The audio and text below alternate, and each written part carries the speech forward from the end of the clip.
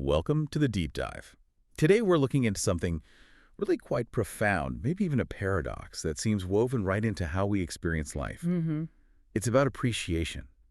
Specifically, this strange idea that the longer we live, and often the more hardship we face, well, the more we value things that are, frankly, small, simple, undramatic. Yeah, it sounds a bit like giving up, doesn't it? Like, oh, well, I'll just settle for less now. Right. But what we're exploring today suggests actually the complete opposite. It's more like a psychological reversal, a deep shift where suffering doesn't just grind you down, it actually recalibrates your whole internal scale of value. Recalibrates. I like that. So the mundane, the everyday, suddenly becomes almost magnificent. Okay, so our mission here is to really get under the skin of that. How does that alchemy work? Why do these tiny, seemingly insignificant moments start carrying so much weight later on? Yeah.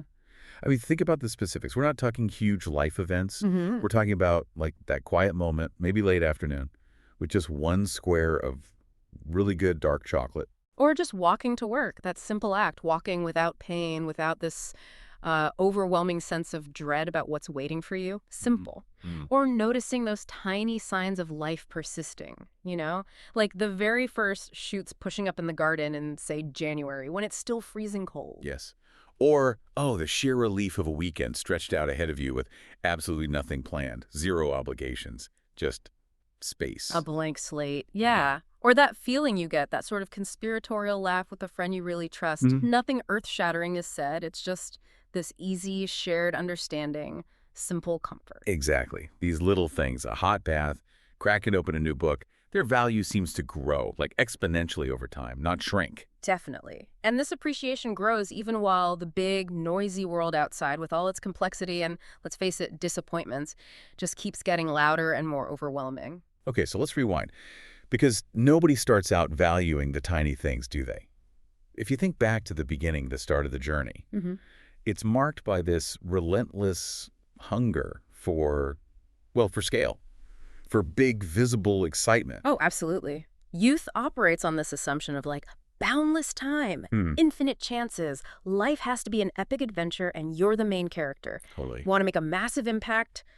You know, leave your mark. Every relationship has to be this intense soulmate connection or it's just not worth it. And crucially, there's this impatience, a real impatience with anything that isn't, spectacularly grand. Right. Think about it. You could put a teenager in the most stunning landscape, the Grand Canyon or something, or in front of some ancient, amazing cathedral. And within minutes, they're bored. Their mind drifts. They're checking their phone. We just take these huge mysteries completely in stride. Like the universe just owes us constant spectacle. Yeah. We hardly ever just pull over, stop by the side of the road, not just to glance at a view, but to actually think about what we're seeing, to feel it. We demand immediate impact, constant fireworks. Anything less is just noise, background. Exactly. It's all about the next big thing. So if that's where we start this sort of grand indifference to the small stuff, Yeah. how does that completely reverse? Because it doesn't just fade away. It feels like it flips entirely. That flip. Well, nearly everything points to one catalyst. It's pain. It's sustained hardship, or maybe deep, deep disillusionment. Pain. Yeah. It forces this collision, between the grand story you wrote for your life and the messy, difficult, stubborn reality of how things actually are. But why? Why can't we just, choose this perspective earlier? Why does it seem to require going through something awful first? Well, I think it's because the pain is what shatters that youthful illusion of control, that feeling that things are supposed to go according to plan. Oh, okay. That big outward-looking ambition. It relies on feeling like you're in the driving seat. But the really tough experiences, the ones that trigger this shift, they're the ones that hammer home the message that fundamentally you are not in control. Not completely.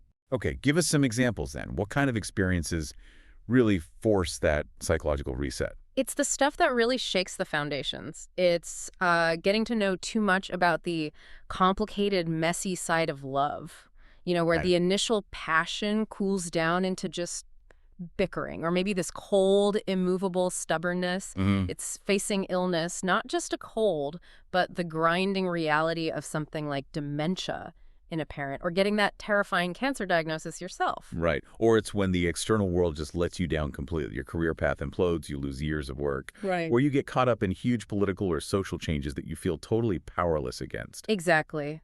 These things, they don't just happen to you. They force your world to shrink. Right. You have to focus on just surviving the immediate moment. Yeah. Things like dealing with the horrible details of employment law after being fired, or the absolute emotional wreckage of a divorce, or, God forbid, seeing someone you love trapped inside the reality of a mental institution. These aren't abstract fears. They're specific kinds of pain.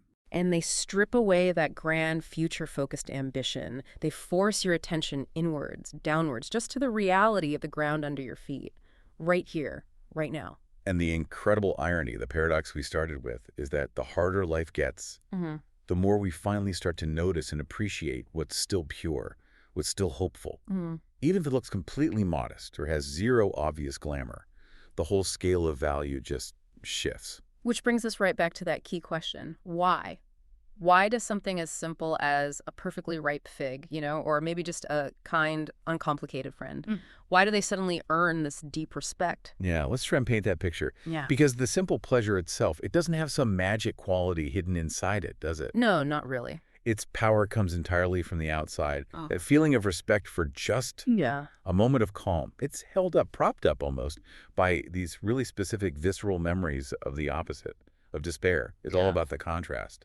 Exactly. Think about that fig, or just the warmth of a cup of tea in your hands. Now, measure that feeling against the memory of nights when you just cried and cried, when hope felt completely gone. Oh, well. Measure it against months lost to arguments that went nowhere, just stuck, or those moments of just raw, silent despair, standing alone in the bathroom in the dark, just wishing the world would stop. So that small pleasure, the comfortable silence with someone, the taste of the fruit, it's like a little life raft. You cling to it because you remember the storm. You know now what the alternative feels like. You know the cost. And what's really interesting is that the difficulty doesn't actually crush your ability to be interested in things. Well, no. No, it seems to catalyze it. It redirects it into new channels, manageable ones. Suffering can actually create this profound, almost obsessive focus on simple details. Right. So suddenly you get why people love gardening. Yeah. You start noticing the tiny details, like the way ducks live their lives. Or you find yourself reading this long article about Jupiter's moons. Yep. Not because it's useful or important for your job, but just because it's distance. It's objective reality. It offers this vital escape from your own intense, messy human stuff. Exactly. A painting of just a lake in autumn. It stops being just decoration. It becomes like a portal, a place to rest your mind. The people who really appreciate simple things, blossom on a tree, an empty day, a normal train journey, the moon hanging over the houses, they're almost always the people who've already learned far too much about life's louder, crueler side. Which brings us to that perfect analogy, doesn't it? Yeah. The summer afternoon, looking at it through the eyes of a child and then through the eyes of their grandparent. Yes. Contrast those two perceptions. You have the 5-year-old sitting there, ice cream dripping down their arm. Sticky fingers. Sticky finger. And if they're lucky, if they're really fortunate, it's just another ice cream, another sunny day. The sheer fact of life, of summer, of ice cream, it's just normal, taken completely for granted. Right. The moment is just consumed, used up, not really seen. But then you look at the grandparents sitting right there beside them. And for them, everything in that scene feels almost supernatural. Their senses are heightened. They see it all. They see the tiny, perfect fingers covered in chocolate, the little plump body just radiating pure, simple pleasure. They see their own child, now grown up, being a responsible parent, loading the car. They hear the specific chirp of a bird, a house finch maybe somewhere hidden in a tree. They smell the cut grass. It's like an overload of perfection. But fragile perfection. Overwhelming. Why? Why is the perception so vastly different? Well, the child, in that beautiful innocence, they just have no real sense yet of how fragile it all is. None at all. They're just blissfully unaware of the potential cruelty, the randomness, the loss that might be waiting just around the corner.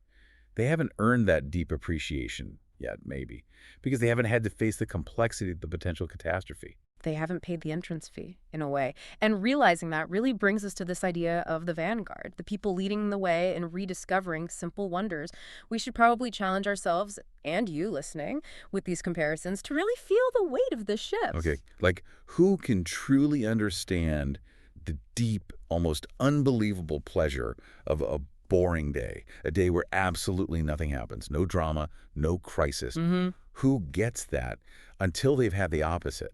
until there's been that metaphorical crowd at the door demanding something awful or bringing news that just changes everything. Right. That boring day suddenly feels like a miracle of stability. Exactly. And who can really savor just an easy, uncomplicated chat with a kind friend Yeah. until they've gone through the agony of trying for months, maybe years, to communicate something absolutely vital to someone they loved, but eventually had to walk away from just to save themselves. That easy chat measured against that struggle, it's like gold dust. It's a gift. It really is.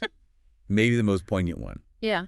Who can truly delight in just another scoop of vanilla ice cream with chocolate sauce until they've really confronted the ticking clock, until they have that gut feeling that maybe, just maybe, they only have 3 or 4 summers left to enjoy that specific, fleeting, perfect taste. Wow. Yeah. That knowledge of limited time, the sharp memory of real hardship, these are the invisible foundations holding up our most precious, simple moments. They are. The simple wonders are always there, right? Available to everyone. Yeah. But the people out front, the ones rediscovering them, the ones who see the sacred in just the ordinary stuff, they're the ones who first had to navigate those corridors of hell, as the source material puts it. So wrapping this up for you, the listener, what does all this really mean? This ability to get deep satisfaction, real profound appreciation from the small, the pure things in life. It's not weakness. It's not resignation. It's definitely not settling. No, it's the opposite. It's like unlocking a superpower. It's a kind of wisdom, isn't it? Earned wisdom, paid for by going through life's toughest challenges.